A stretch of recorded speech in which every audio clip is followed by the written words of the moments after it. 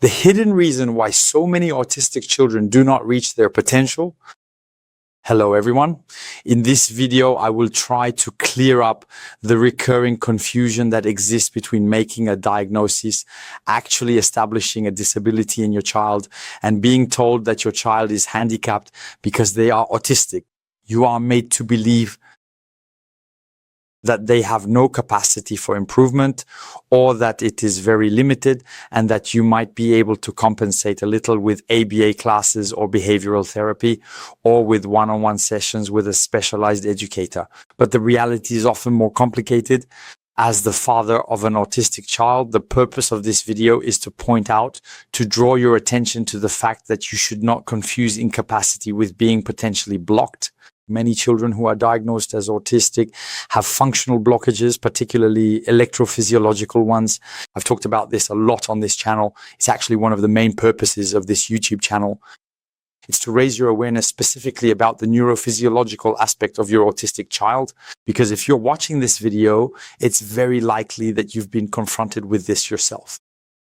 You have probably seen psychologists specialize in autism. You have probably seen neurologists, pediatricians who have likely been resigned and did not give you much information, except perhaps advising you to take classes with specialized educators and to work with your child in that way.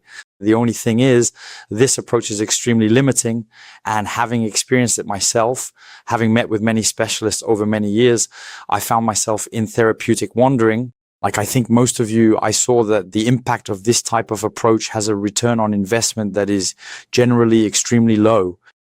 Because in the case of my son, Alexandre, who is now 9 years old after having taken many courses, ABA, many attempts at learning, improvement, numerous techniques that are currently recommended, behavioral improvement techniques working, one-on-one stimulation with an autism specialist, often produce rather limited results.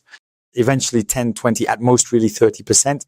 We are really acting downstream on the symptoms we are trying to improve. We try to achieve compensations, but we are not addressing the root of the problem, which is not always electrophysiological, but often is, including in children who are truly autistic, because you have to start at the beginning.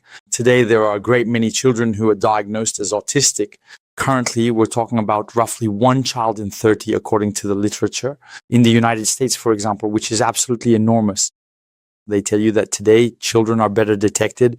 That's the reason why there are so many of autistic children, but the reality is that autism today is a catch-all term, meaning it's a group of children into which all sorts of things are lumped together, including many children who are diagnosed as autistic but actually are not. Today, there are children who are structurally autistic, who have a brain architecture, in other words, a brain wiring that is atypical. And there are also children who have functional, neurofunctional, electrophysiological dysfunctions, which can, for the most part, be largely reversible. And when your child has this type of dysfunction, it will block their potential. And this is what most specialists do not know today, based on my experience, and probably something you have encountered as well. Most specialists do not have knowledge of electrophysiology. They do not know that a brain actually needs to be activated, that there are areas that can be underactivated in certain frequency bands, that there can be brain blockages, what is called hypercoherence in neurology, and there can be connectivity problems. So it is much more complicated than simply saying, there you go, he has autistic symptoms, so he has a wiring problem, he's autistic, that's it. This is an extremely binary, extremely simplistic way of thinking, which unfortunately is currently being applied by so-called specialists, some psychologists with degrees in psychology or neurology, who think they know everything, who believe they are teaching you that your child has atypical brain wiring, and that's why he is autistic. That's false. Even children who are truly autistic, if that's your situation, for example, if he really has an atypical brain architecture, meaning he was born that way. Today, autism is considered to be mainly a genetic issue. Well, even in this kind of situation, a lot can be unlocked thanks to neuromodulation. As I was able to do with my son Alexandre, who in just 3 months made absolutely incredible progress. A dramatic drop in self-stimulation and stereotypical behaviors by 80%, and a complete disappearance of hypersensitivity. So we're not talking about a subjective feeling here. We're talking about black or white. That is, I'm talking about a hypersensitivity that used to exist at 30 decibels. He would cover his ears, and now he can listen to music at 100 decibels. So in this case, there is no possible clinical bias. It's a disappearance. A complete disappearance of hypersensitivity, which was made possible thanks to neuromodulation. I'm not saying this will be possible with your child, but I do think it's a shame that today this kind of approach isn't being explored. And I encourage you to do your own research and read scientific literature on the subject, because there is real potential here. There are genuine possibilities in this field. On this YouTube channel, I will be documenting with you through many videos, including over the coming months. Goodbye.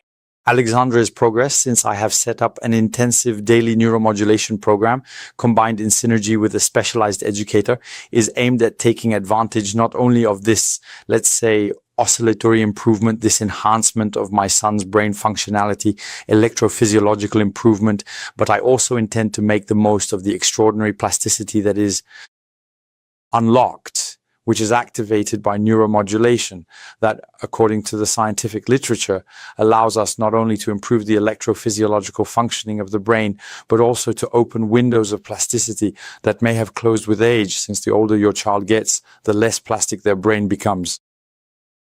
And the great advantage of neuromodulation is precisely that we can reopen these windows of plasticity, meaning this sensitivity, this ability of the brain to restructure itself from a functional and electrophysiological perspective, and ultimately perhaps even from a structural point of view. With large volumes of neuromodulation, we have the ability to restructure to some extent the child's brain and achieve significant improvements. Everything I'm telling you is based on scientific literature, but this scientific literature is conducted over relatively short periods of time, 2 to 3 months. I am including some scientific references on the subject in the description of this video. Now, when we implement this type of with neuromodulation over much longer periods, we can indeed, by extrapolation, expect much more substantial improvements. At least that's what has been observed in my own case empirically, which I am sharing with you here as part of this testimony about my son Alexandre. You also have, I have included in some videos on this channel, graphs that I present to you. Alexandre's progress thanks to neuromodulation, the unlocking of his potential, which has manifested in improved regulation, concentration, and cognitive abilities, where we have significantly enhanced his reasoning skills, his information processing speed, and his speed of thinking. I have reports from the specialized educator that we do every week to ensure ongoing monitoring. And I have set up exactly this kind of charts and diagrams with the percentages of improvement we achieve each week from a clinical perspective. There you go. So the conclusion of this video is not to listen to those who tell you that your child is autistic and that you can only make a little bit of progress with an educator at the table. That's not true. Today, there are tools available, especially neuromodulation, which allows us to address the root of the problem and work on electrophysiology. And ultimately, perhaps even on your child's brain structure, and to rebuild the electrophysiological networks, and maybe even the neural networks over long periods of stimulation. There you go. I hope this video has been useful to you and that it will bring value to your child. And of course, I encourage you to keep hope, stay positive, and keep fighting. Take advantage of the windows of plasticity that are still available for your child, and I wish your child the best possible improvement.